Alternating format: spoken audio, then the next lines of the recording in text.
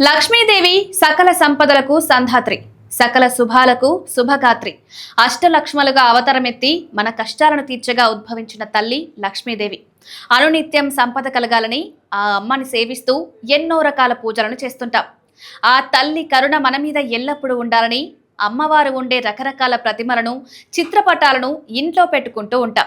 నిజానికి కొన్ని రకాల లక్ష్మీదేవి చిత్రాలను పూజిస్తే ధనం రాదని కొందరు పండితులు చెప్తున్నారు. పైగా ఉన్న ధనం కూడా ఎలా వచ్చిందో అలాగే పోతుందని, ఈ క్రమంలో భక్తులు ఎలాంటి పటాలను, బొమ్మలను పూజించాలో, ఎలాంటి వాటిని పూజించకూడదో చెప్పుకొచ్చారు. లక్ష్మీదేవి కూర్చున్నట్లుగా ఉండే బొమ్మను పూజించకూడదట. దీంతో అంతా అశుభమే జరుగుతుంది.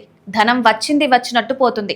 తామర పువ్వుపై లక్ష్మీదేవి నిల్చుని ఉన్న ఫోటో కాకుండా కూర్చున్నట్టుగా ఉన్న ఫోటోను పూజించాలి. దీంతో అంతా శుభమే జరుగుతుంది, ఐశ్వర్యం సిద్ధిస్తుంది. గరుత్మంతునిపై విష్ణువుతో పాటు లక్ష్మీదేవి కూర్చుని ఉన్న ఫోటోను పూజించినా బాగా ధనం లభిస్తుంది, అంతా మంచే జరుగుతుంది. శేషతల్పంపై విష్ణువు పడుకుని ఉండగా ఆయన కాళ్ల దగ్గర లక్ష్మీదేవి ఉన్న బొమ్మను పూజిస్తే అలాంటి వారి దాంపత్య జీవితం సుఖమయంగా సాగుతుందట. కుబేరుని విగ్రహం లేదా ఫోటోను ఇంట్లో పెట్టుకుంటే దాంతో లక్ష్మీదేవి సంతృప్తి చెంది ఆ ఇంట్లోని వారికి ఐశ్వర్యాలను కలిగిస్తుందని చెప్తారు. పాదరసంతో తయారు చేసిన లక్ష్మీదేవి విగ్రహాన్ని పూజిస్తే దాంతో అన్ని శుభాలే కలుగుతాయట.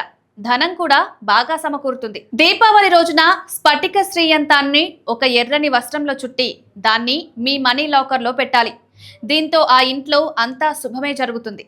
లక్ష్మీ పూజ చేసేటప్పుడు తులసి ఆకులు, ధూపం, దివ్యలు, పువ్వులను ఎక్కువగా వాడి పూజ చేయాలి. దీంతో అనుకున్నది జరుగుతుంది.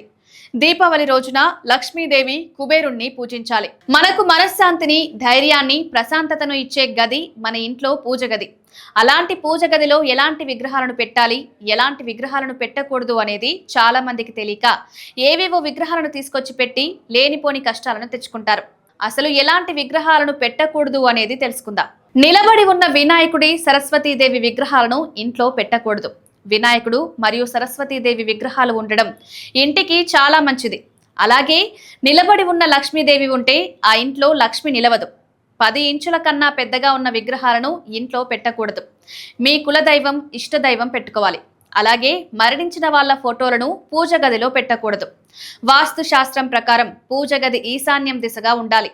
చనిపోయిన పెద్దవాళ్ల ఫోటోలు వాయువ్య దిశగా ఉండాలి. ఈ నియమాలు పాటించడంలో పొరపాట్లు జరిగితే ఇంట్లోకి నెగిటివ్ ఎనర్జీ ప్రసరిస్తుంది.